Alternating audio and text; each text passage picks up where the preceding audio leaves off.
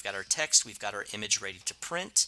All I would do then to send it to the cutter is come up to here and hit send to cutter.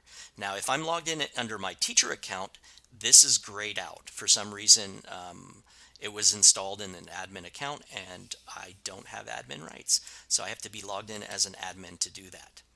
Now, at this point, it thinks I have a much smaller printer than I do. This printer goes all the way to like probably 7100 or 710 millimeters, but we only need 610 for this. If it was a student project, I would probably name it so that we can do different things with it. Now you can rotate it to make it fit the plastic better. This one's nice and long and it's a horizontal cut, so we're going to do that. If I was doing something like I wanted this to be a sticker on the inside of a car window or inside of a classroom window, I would probably mirror it. If I was making an iron-on, like a t-shirt heat transfer material, I would mirror it so that when it gets cut, I can then put it onto whatever surface it is backwards and it will appear right side out. But because we're going to just do this for a sign, we want it not mirrored. I've also set it to advance after plot, which means it's going to cut all of this stuff and then it's going to feed the material forward so that I can cut with a razor blade or a pair of scissors right along that line and all of this comes up.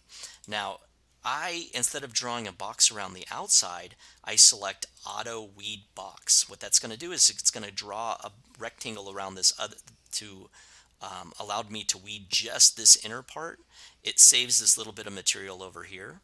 I've also chosen easy weed lift marks, which means any letter that has a center spot like the O's, the G's, the E's, the A's, it's going to break it up into smaller pieces to make it easy to lift.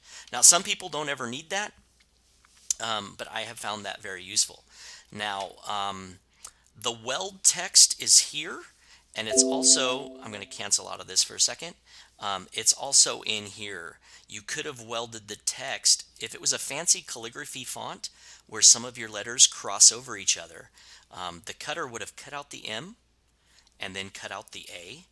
But if it's a fancy calligraphy font, you don't want it going back over cuts it's already done. So you choose weld here if you thought about it ahead of time, or at the very last second, once you're sending it to the cutter, you could send it here. Since all of our letters are really separate, the font we chose is nice. We don't need that one chosen. That's about it. Registration marks would be if you're doing a multicolor print. So this is just going to be one color of vinyl. If I actually had multiple colors, by choosing registration marks, what it does is it makes nice little corners that make it so that every piece of my print will line up perfectly when I go to transfer that. And so again, 610 millimeters. Let's go ahead and title this one. And advance after print. I don't want registration marks.